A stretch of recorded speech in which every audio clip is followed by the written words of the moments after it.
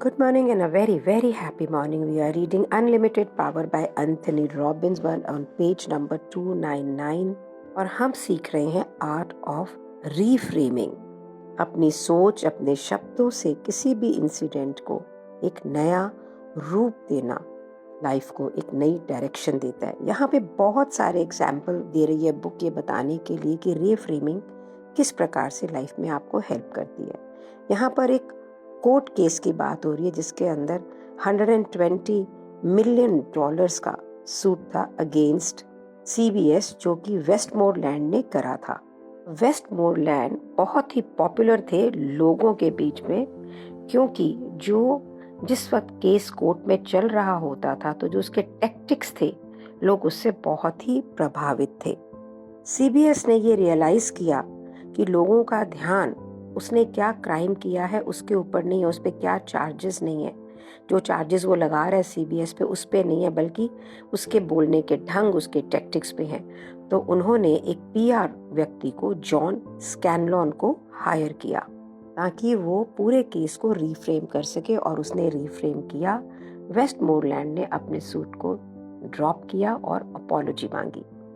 अब पॉलिटिक्स से एग्जाम्पल देता हुआ बुक पेज नंबर 300 पे बोलता है कि पॉलिटिक्स के अंदर, पूरे प्रोसेस के अंदर रीफ्रेमिंग एक डोमिनेंट पार्ट है। यहाँ पे रीगन एंड मॉन्डेल की जो डिबेट्स होती थी at the time of the elections, उसका रेफरेंस देते हुए राइटर लिखता है कि रीगन रिस्पॉन्सिबल था दुनिया की सबसे ज़्यादा आर्टफुल रीफ्रेमिंग का, जब वो सेकेंड टाइम प्रेसिडेंशियल डिबेट में आए। यहाँ पे उनका एज एक इश्यू बन गया।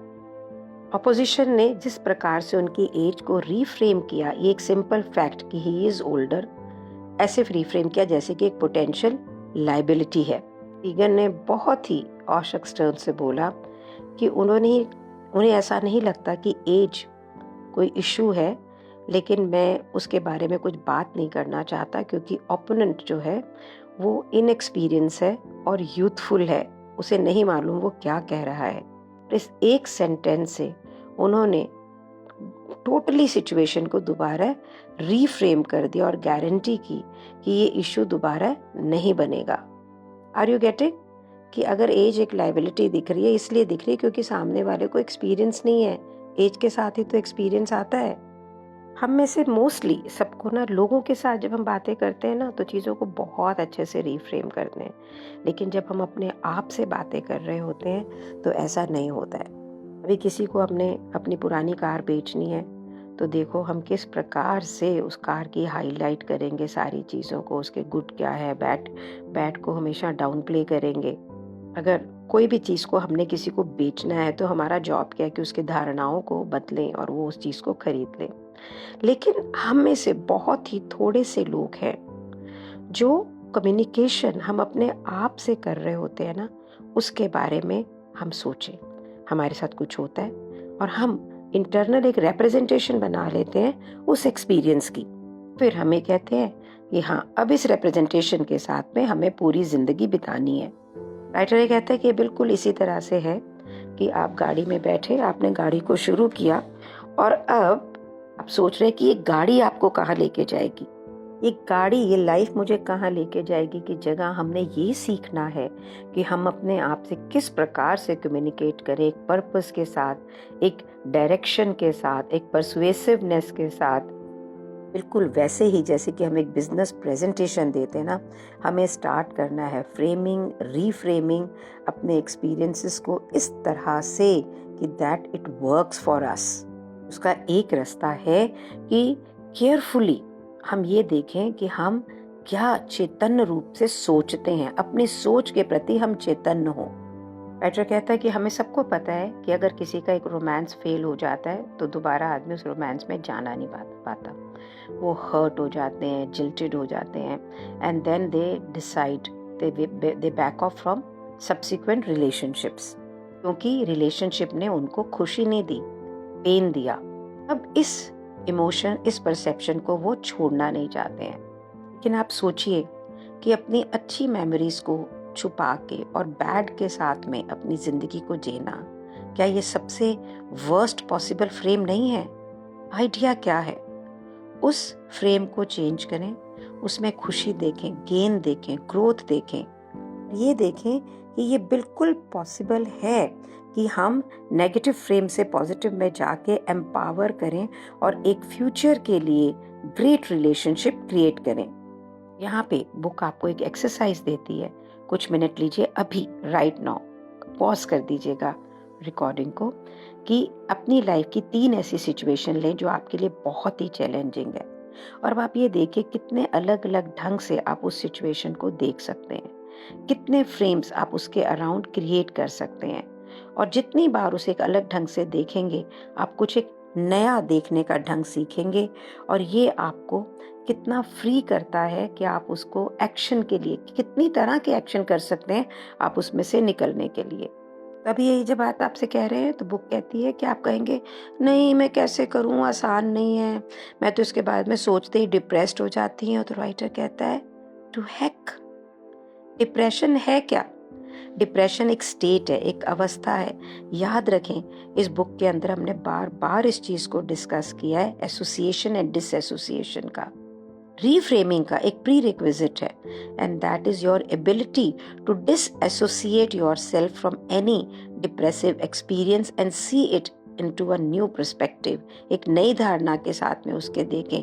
जैसे ही ऐसा आप करते हैं, आपकी इंटरनल रिप्रेजेंटेशन बदलती है और वहां से बदलती है आपकी फिजियोलॉजी। अगर आप अनरिसोर्सफुल स्टेट में हैं तो अब आपको ये पता है इस बुक के थ्रू कि आपको इसे कैसे बदलना है। जैसे ही जिंदगी में आपको ये लगे कि ये सोचने का ढंग, ये फ्रेम मुझे लाइफ में आगे नहीं लेके जा रहा है ना यार, उसको बदलो और अभी बदलो। एक तरीका जो रिफ्रेमिंग का है, जैसे ही अपने एक्सपीरियंस का मीनिंग बदलेंगे, जो बिहेवियर हुआ है उसका मीनिंग बदलेंगे, वैसे ही वो रिफ्रेम होगा। तो इमेजिन करें एक सिचुएशन जिसमें आपको किसी ने कुछ बोला जो आपको बिल्कुल अच्छा नहीं लगता है, आपको लगता है कि उस बिहेवियर का एक पर्टिकुलर मीनिंग है। यहाँ पर एक एग्जाम्पल दे रहा है इसको बताने के लिए कि एक हस्बैंड है, वो इंजॉय करता है कुकिंग, और उसके लिए इम्पॉर्टेंट है कि उसकी कुकिंग को अप्रिशिएट कोई करे। उसकी वाइफ जो है वो मील के में एकदम चुप करके खा रही है। अब हस्बैंड को ये बहुत ही अपसेटिंग लगता है कि चुपचाप उसकी वाइफ उस खाने को खा रही है और उसके बारे में बात नहीं कर रही। अगर वो बात नहीं कर रही है तो इसका मतलब है उस खाने से वो सेटिस्फाइड नहीं है ना। उसकी जो ये परसेप्शन है कि उसकी वाइफ खाने करते वक्त उसको बड़ाई नहीं कर रही है, वो अपने वाइफ के बिहेवियर को कैसे रिफ्रेम करेगा? याद रखें उसके क्या इंपॉर्टेंट है, एप्रिसिएशन।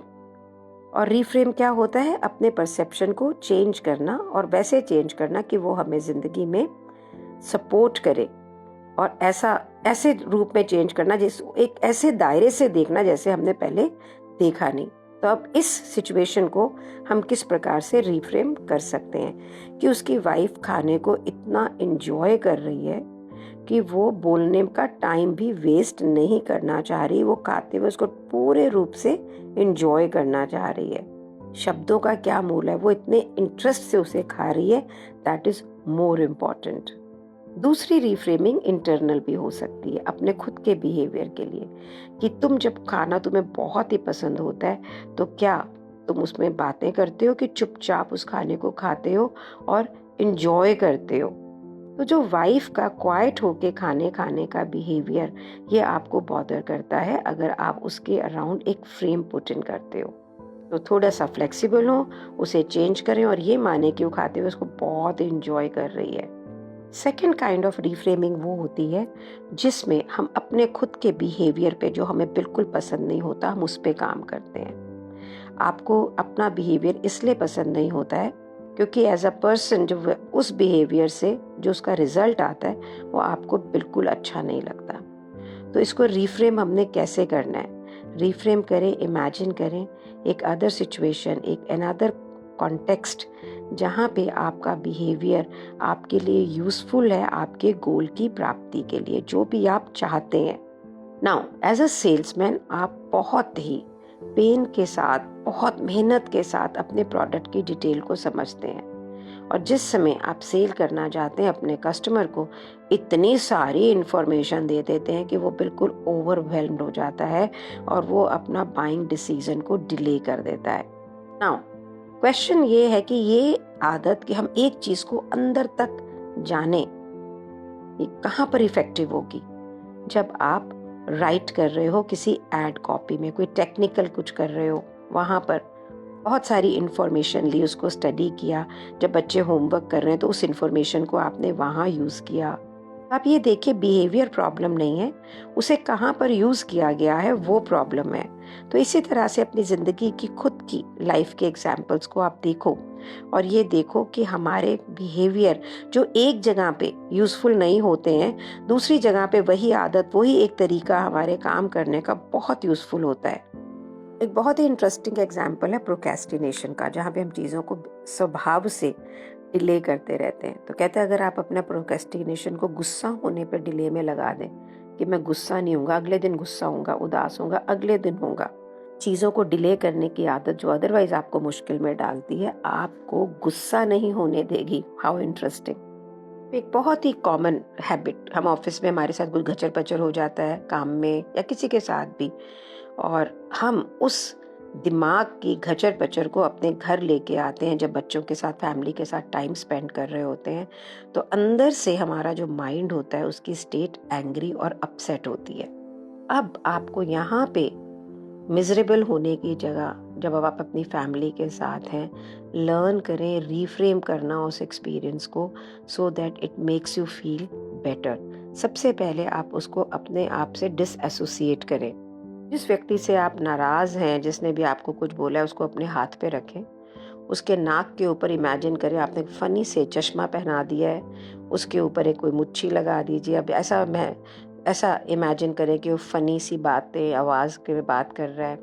आप ऐसा फील करें कि बड़ा वार्म एंड कटलिंग है और वो सारी बातें कर रहा है कि जो आपको आपके प्रोजेक्ट में, आप जो भी जीवन में जिस चीज़ के लिए उससे अपसेट है, वो उसी में आपकी हेल्प कर रहा है। जिस वक्त आपने इसको कॉन्कॉक्ट कर लिया है, उसके बाद में ये सोचे कि हो सकता है कि वो किसी और चीज़ के लिए स्ट्रेस में हो, किसी मे बी वो ये बताना भूल गया लास्ट मिनट के अंदर कि भी ऐसे नहीं करना, इसलिए वो अपसेट हो। तीसरा रीफ्रेम है कि जब आपने किसी को डांटा तो आपने क्यों डांटा। कहने का मतलब ये है कि उस सिचुएशन को फनी बनाना, उस सिचुएशन को ये बोलना कि maybe there is something in his life has happened, उसी सिचुएशन को ये सोचना कि ऐसा मैं भी कभी कर लेता हूँ।